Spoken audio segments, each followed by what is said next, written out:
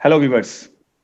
दोस्तों, हमने पिछले कुछ सालों में भारतीय डोमेस्टिक क्रिकेट के बदलते स्वरूप को देखा है, जहां पर विदर्भा, सौराष्ट्र जैसी टीमें आगे आई, रणजी ट्रॉफी चैंपियन बनी। उन टीमों को चैंपियन बनाने में जिन लोगों का हाथ है, आइए कुछ ऐसे ही चेहरों से मिलते हैं, जिनमें से एक हैं सौराष्ट्र रणजी क्रिकेट टीम के सदस्य स्नेल पटेल। स्नेल, बहुत बहुत स्वागत है आपका क्रिकेट ग्राफ के चैट शो पर। Yes, thank you.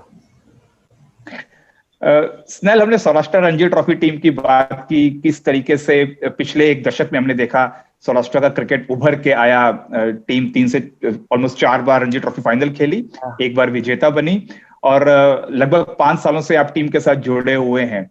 स्नेल, आपसे जानना चाहेंगे पहले आपकी प्रोफेशनल क्रिकेट जर्नी के बारे में। आकर्षण भारत में रहकर क्रिकेट के प्रति काफी स्वाभाविक है, लेकिन उसको करियर के रूप में एक आगे लेना और जहन में बिठा लेना, वो जर्नी आपकी रणजी ट्रॉफी तक की कैसी रही? अनूप भाई, मैं जब छोटा सा तब से मेरे को क्रिकेट बहुत पसंद था खेलना। मैं तकरीबन सेकेंड या थर्ड स्टैंडर्ड में था, तब से क्रिकेट मेरे को बहुत प्रिय था, मतलब मैं खेलना चाहता था। तो पापा ने पहले मुझे क्रिकेट सिखाने के लिए एक बोर्डिंग स्कूल में एडमिशन दिलाया था, यहाँ सौराष्ट्र में, राजकोट में था वो। लेकिन वहाँ पे उतनी अच्छी फैसिलिटीज नहीं थी, तो उसकी वजह से उन्होंने मेरे को दिल्ली शिफ्ट किया मेरे अंकल के पास। तो 5 साल मैंने वहाँ प्रैक्टिस की, सब कुछ सीखा। वहाँ संजय भारद्वाज करके कोच थे, जो अभी गौतम गंभीर, उन्मुख चंद, नीतीश राणा के कोच हैं, वो मेरे भी कोच रह चुके हैं। तो उन्होंने मेरे को परफेक्टली गाइड किया, सब कुछ टेक्निक वगैरह सब कुछ सिखाया वगैरह। लेकिन फिर वहाँ मेरा नेटिव, मेरा जामनगर सौराष्ट्र में था, तो वहाँ से खेलना थोड़ा मेरे लिए मुश्किल हो रहा था दिल्ली की तरफ से। तो फिर उन्होंने मेरे को सजेस्ट किया कि आप सौराष्ट्र के हो, मेरे पेरेंट्स पहले से ही सौराष्ट्र जामनगर में रहते थे, मैं अंकल के पास रहता था। तो उन्होंने मेरे को 5 साल बाद, जब 16 मेरा पहला साल था अंडर 16 का, तो उन्होंने मेरे को सजेस्ट किया कि आप सौराष्ट्र से ट्राई करो, आपके चांसेस ज्यादा अच्छे रहेंगे और आपके लिए इजी रहेगा, क्योंकि मेरी बर्थ प्लेस ऑलरेडी सौराष्ट्र थी। तो फिर मैं तकरीबन 2008 या 7 में वापस आया दिल्ली से, सौराष्ट्र में जामनगर में। तब से मैं स्टेट लेवल वगैरह में प्रोफेशनली खेलने लगा, अंडर 16 वगैरह से। वहां से मेरा स्टार्ट हुआ क्रिकेट का। स्नेल, दिल्ली का आपने रुख किया with the purpose of cricket in mind.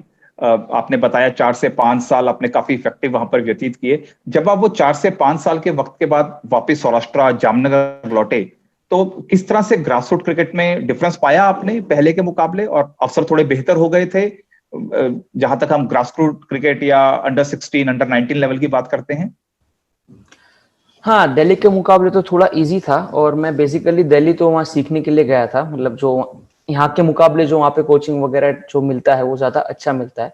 तो जब मैं वापस आया तो मेरे को बहुत ही इजी लगा था यहाँ पे आके खेलना, और मैं थोड़ा उस लेवल पे अलग दिख रहा था, क्योंकि मैं दिल्ली से आया था। वहाँ का क्रिकेट इतना कॉम्पिटिटिव होता है यहाँ के मुकाबले, क्योंकि यहाँ पे जामनगर में देखेंगे तो हमें ना इतने मैचेस मिलते हैं, ना इतने ग्राउंड है, ना इतनी फैसिलिटीज उस टाइम पे थी जब दिल्ली में थी। तो हाँ, थोड़ा इजी लगा था मेरे को वापस आके। जी जी स्नेल, और हमने देखा है पिछले एक दशक में सौराष्ट्र ने बहुत बड़े बड़े नाम दिए हैं भारतीय क्रिकेट को। चेतेश्वर पुजारा, रविंद्र जडेजा, और डोमेस्टिक क्रिकेट में भी कई बड़े नाम जो हैं वो कनेक्टेड हैं। हालांकि यूं कहा जाए कि हम सब जानते हैं कि भारत में क्रिकेट का जो उद्गम है, जो शुरुआत है, वो सौराष्ट्र रीजन से ही मानी जाती है। आपने अंडर 16, अंडर 19, जूनियर लेवल में बहुत अच्छा परफॉर्म किया स्नेल, और रणजी ट्रॉफी का कॉल आया सौराष्ट्र का। वो कितना बड़ा मोमेंट था, 2014-15 का सीजन, शायद रणजी ट्रॉफी के बीच में ही आपको कॉल आया था। हाँ, जब वो पहले साल जब अंडर 23 हुआ था 25 के बाद, तो वो सीजन मेरा बहुत अच्छा रहा था। 23 की सीजन खत्म हुई थी, उसके बाद लास्ट के 2 मैचेस थे, तब मेरे को कॉल आया था। तो प्राउड मोमेंट था ऑब्वियसली, रणजी ट्रॉफी खेलना, एक तो पहले सिलेक्ट होना फिर खेलना, तो बहुत ही प्राउड मोमेंट था। फैमिली भी बहुत खुश थी उस टाइम पे सब। जी जी जी स्नेल, और शायद 1 या 2 सीजन पहले सौराष्ट्र की टीम फाइनल तक पहुंची थी, तो उसके बाद हमने काफी बदलाव भी देखा सौराष्ट्र में। क्रिकेट को लेकर एक पैशन वापस रिवाइव हो गया था, टीम काफी अच्छा करने लगी थी। तो काफी अच्छा माहौल मिला टीम में आपको? हाँ, सीनियर्स उस टाइम पे माहौल बहुत ही ज्यादा अच्छा था। सीनियर्स जैसे जयदेव उनटकर थे, चिंटू भाई थे, शेल्डन जैक्सन थे, कोच जब सितांशु कोटक थे, तो वो माहौल एक बहुत फ्रेंडली सा था। ऐसा लगा नहीं कि मैं सीनियर टीम में आया या मेरे को कुछ ऐसा लगना, अलग से रहना पड़ेगा, स्ट्रिक्ट रहना पड़ेगा। जैसे हम अंडर एजेस में खेलते थे, अंडर 23 में, 19 में, वैसा सेम माहौल लगा एकदम। वो जो एटमोस्फेयर था बहुत ही फ्रेंडली था, मतलब। जी जी स्नेल, अगर आपके क्रिकेट के लहजे से बात करें तो 2018-19 का रणजी ट्रॉफी सीजन कमाल का था आपके लिए। कभी ऐसा लगा ही नहीं कि कहीं पर भी स्नेल पटेल का जो गेम है वो कहीं लेफ्ट राइट जा रहा है, एकदम सटीक पटरी पर गाड़ी चल रही थी। क्या कहना चाहेंगे उस पूरे सीजन के बारे में अगर 2018-19 की बात करें? उसकी बात करें तो बस जो फाइनल में एक हारे थे हम, वो बस एक मन में रह गए थे उस सीजन के बारे में। अगर वो फाइनल हम जीत जाते तो ऐसा लगता है कि कंप्लीट सीजन थी मेरे लिए। एक्चुअल में मेरे पर्सनल परफॉर्मेंस के लिए तो एकदम कंप्लीट थी, बहुत ही बेहतरीन परफॉर्मेंस रहा था, लेकिन जब तक टीम चैंपियन ना हो तो वो परफॉर्मेंस का इतना कुछ मतलब नहीं रहता। खुद भी इतना खुश रहते हो, लेकिन वो जो मजा होता है कि नहीं टीम चैंपियन हुए, मेरा परफॉर्मेंस हुआ, तो वो बस एक दिल में रह गया था कि हम चैंपियन नहीं हो पाए, इतनी नजदीक आके भी थोड़ा सा रह गए थे। लेकिन पर्सनली परफॉर्मेंस अच्छा रहा था मेरा, मैं खुश था उस सीजन बहुत। जी स्नेल, फाइनल की आपने बात की, शतक भी लगाया था, हमें याद है आपने विदर्भा के अगेंस्ट। और विदर्भा पिछले साल की भी चैंपियन थी उस वक्त। मलाल ज्यादा हुआ क्योंकि आपने शतकीय पारी भी खेली, फिर भी वो लाइन के आगे सौराष्ट्र नहीं जा पाया। हाँ, उस टाइम पे थोड़ा लगा, और जब भी वो इनिंग याद करता हूँ तो थोड़ा रहता था कि फाइनल में 100 हुआ फिर भी हम जीत नहीं पाए, तो थोड़ा अफसोस रहता है उस बात का। लेकिन कोई बात नहीं, वो जो अफसोस था वो इस साल पूरा हो गया, लास्ट टाइम हम चैंपियन हुए। कोई बात नहीं, मैं टीम का पार्ट नहीं था, लेकिन जो खुशी मिलती है टीम जीतने पे वो अलग थी। जी जी स्नेल, और वो 2018-19 के फाइनल में जो शतक बनाया, एक रिकॉर्ड भी, एक अलग किस्म का रिकॉर्ड आपने अपने नाम किया। हम आपसे शेयर करते हैं वो रिकॉर्ड, अगर आपके जहन में नहीं है। पहले आपसे पूछना चाहेंगे क्या आपके जहन में है वो रिकॉर्ड, एक आपने अलग मेरे तरह को का रिकॉर्ड जो बनाया था? आपकी पोस्ट के, क्रिकेट ग्राफ के पोस्ट के द्वारा ही मेरे को वो रिकॉर्ड के बारे में पता चला था। इसे नॉन जी जी नॉन जी बॉम्बे का नॉन जो विकेट कीपर बैट्समैन जो बॉम्बे का नहीं था, उसके अलावा जो मेरी सेंचुरी थी, मेरे ख्याल से ऐसा कुछ रिकॉर्ड जी है। जी स्नेल, आप पहले मुंबई के बाहर के पहले क्रिकेटर बने भारतीय रणजी ट्रॉफी के इतिहास में जिन्होंने फाइनल में शतक बनाया। बहुत ही एक अलग किस्म का रिकॉर्ड है। नॉर्मली हम देखते हैं wicket keeper batsman lower down the order batting करते हैं, मौके कम रहते हैं शतक बनाने के, क्योंकि बॉलर्स के साथ टेल के साथ आपको आगे बढ़ना पड़ता है। लेकिन आखिरी शतक जो आया था रणजी ट्रॉफी के फाइनल में किसी विकेट कीपर से 2007 में था, जो मुंबई के विनायक सामंत ने बनाया था। अगर एक बेहतरीन पारियां जितनी आपने खेली हैं स्नेल, उसमें से किसी पारी की बात करें तो कौन सी यादगार पारी सबसे अभी तक के करियर में जो आपको लगी है? पहले तो सबसे पहले फाइनल का 100 ही रहेगा, सबसे पहले टॉप ऑफ द लिस्ट। लेकिन उसके अलावा जब मेरा कमबैक ईयर था, मैं डेब्यू हुआ उसके बाद मैं एक साल ड्रॉप हुआ था, उसके नेक्स्ट ईयर मैं जब लास्ट के 3 मैचेस के लिए आया था, जब न्यूट्रल वेन्यूज का सिस्टम था जब रणजी ट्रॉफी में, तब कर्नाटका के खिलाफ पटियाला में मैंने 87 रन किए थे। तो वो मेरे को एक बहुत इनिंग याद आती है, क्योंकि मेरा कमबैक ईयर था और वो विकेट थोड़ी टफ थी और कर्नाटका की ऑलमोस्ट फुल साइड थी, और वो मैच हम जीते थे, तो मेरे को वो इनिंग सबसे ज्यादा पसंद है। जी जी स्नेल, 87 की पारी आपने खेली थी, हमें याद है कमबैक में। एक पारी हमारे जहन में और आती है स्नेल, जो 2018-19 के सीजन से ही है, क्वार्टर फाइनल में उत्तर प्रदेश के अगेंस्ट एक शतकीय पारी रही थी। और उस पारी का महत्व इसलिए बढ़ जाता है क्योंकि शायद वो चौथी इनिंग में खेली गई थी, कुछ 300 प्लस का टारगेट सौराष्ट्र चेस कर रहा था, और नॉकआउट मैच क्वार्टर फाइनल। उस पारी के बारे में कुछ कहना चाहेंगे? सेंचुरी नहीं थी, लेकिन मेरे 70 कुछ ऑड रन थे, और हाईएस्ट रन चेस किया था सौराष्ट्र ने क्वार्टर फाइनल में, 373 था मेरे ख्याल से टारगेट जो हमने जी चेस किया जी था। जी या जी वो भी स्नेल। इनिंग याद आती है, वो भी बेहतरीन हार्विक देसाई के साथ जो मेरी इनिंग थी ओपनिंग में, क्योंकि वो जो मेन बेस होता है चेजिंग के लिए जो मैंने और हार्विक ने दिया था, वो एक वो भी है कि यादगार इनिंग एक। जी स्नेल, हार्विक देसाई की आपने बात की, बहुत ही सटीक जोड़ी बैठी थी 2018-19 के सीजन में, हार्दिक देसाई और स्नेल पटेल की। और यूं कहें कि अगर सौराष्ट्र ने फाइनल का सफर तय किया तो बहुत बड़ी भूमिका थी। लेकिन स्नेल, 2018-19 से जब हम 19-20 की तरफ आते हैं तो परफॉर्मेंस थोड़ा बिलो पार रहा। पर्सनली आपके एंगल से भी हमने देखा कि हार्दिक देसाई के साथ भी वो पार्टनरशिप्स नहीं बन पाई। टीम फाइनल खेली, चैंपियन बनी, जी हाँ, टीम एफर्ट था। लेकिन कहीं ना कहीं आपको लगा कि थोड़ा स्केल नीचे चला गया गेम का उस सीजन में? हाँ, चला गया था, मेरे को पर्सनली बहुत फील हुआ उस टाइम पे। मुझे पता नहीं, शायद मेरे टेक्निकली इश्यूज होंगे या माइंडसेट कुछ ऐसा हो गया था। स्टार्टिंग में पहले 1-2 मैचेस एवरेज रहा था, फिर उसके बाद थोड़ा थोड़ा डाउन होता गया।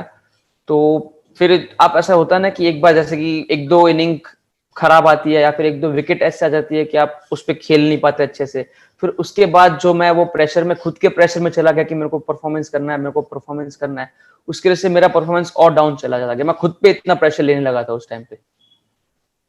जी, जिस दल ने देखा, और टीम अच्छा कर रही थी, निरंतर शेल्डन थे, अर्पित थे बीच में, सीनियर खिलाड़ी आसपास रहते हैं। तो ऐसे मौके जब प्लेयर के करियर में आते हैं तो किस तरह से एक मोटिवेशन टीम से मिलता है स्नेल? क्योंकि आपने पिछले सीजन में बहुत अच्छा किया, एक्सपेक्टेशन बढ़ जाती हैं, लेकिन जब पर्सनली परफॉर्मेंस नीचे आता है तो आपको एक आसपास से सपोर्ट चाहिए होती है। वो सपोर्ट फिगर कैसा रहा उस वक्त आपके लिए? सपोर्ट की बात करें तो मेरे को टीम की, मतलब टीम का एटमॉस्फेयर से मेरे को बिल्कुल ऐसा नहीं लगा था कि मेरा परफॉर्मेंस नहीं हो रहा है, मैं टीम को कंट्रीब्यूट नहीं कर पा रहा हूँ।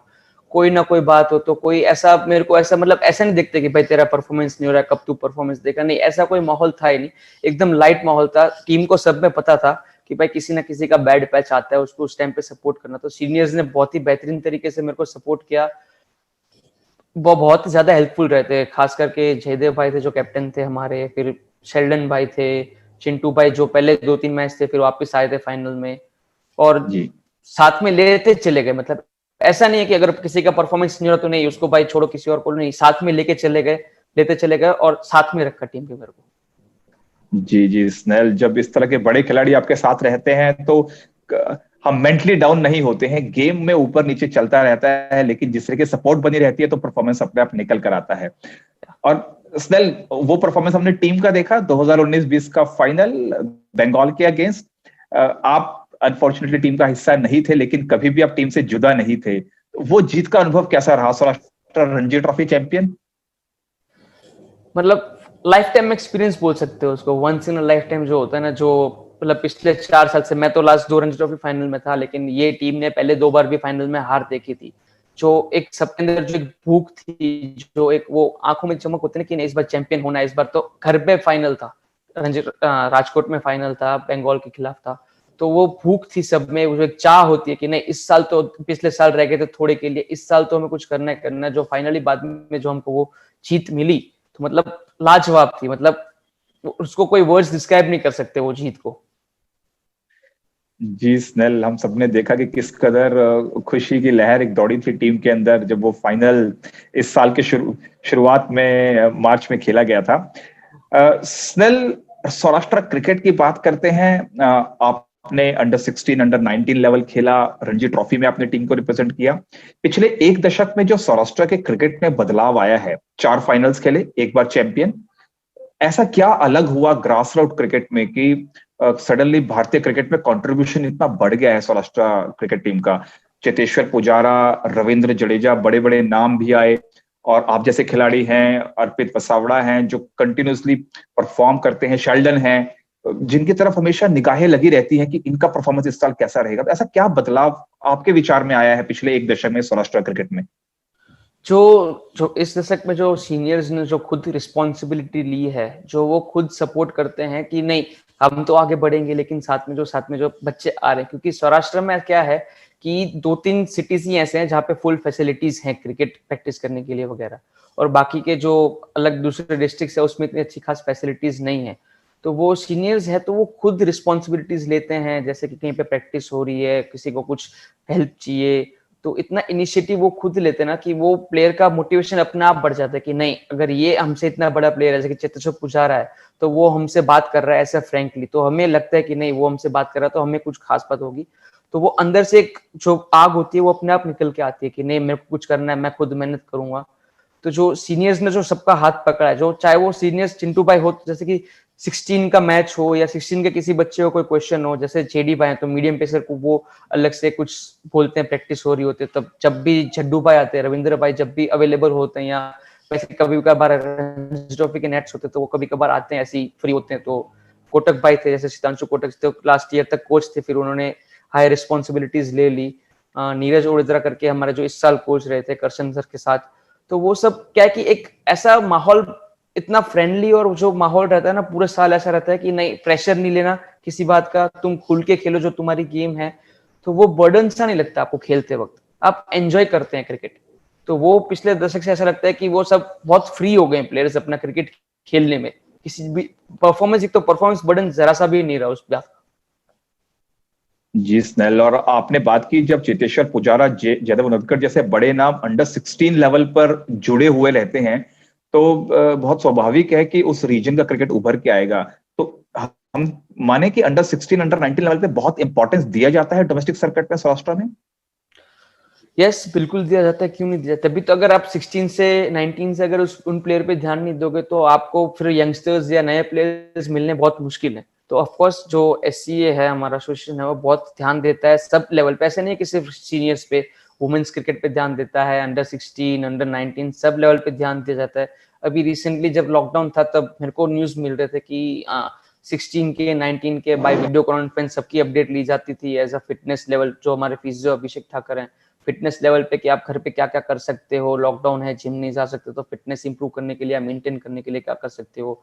या जो हमारे कोच हैं हितेश गोस्वामी करके, वो घर पे बैठे सबके वीडियो लेके पूछते थे कि आप भाई अगर मीडियम पे से रहे तो घर पे रह के क्या ड्रिल कर सकता है, बैट्समैन है या शेडो प्रैक्टिस क्या कर सकता है। तो ऐसा नहीं है कि सिर्फ सीनियर्स अच्छा कर रहे तो उन पे ध्यान दिया जाएगा, लेकिन नहीं, हर लेवल देता है और तभी ऐसे ऐसे यंगस्टर्स बाहर आते रहते हैं। जी स्नेल, यही बदलाव हमने सौराष्ट्र की क्रिकेट में देखा पिछले एक दशक में।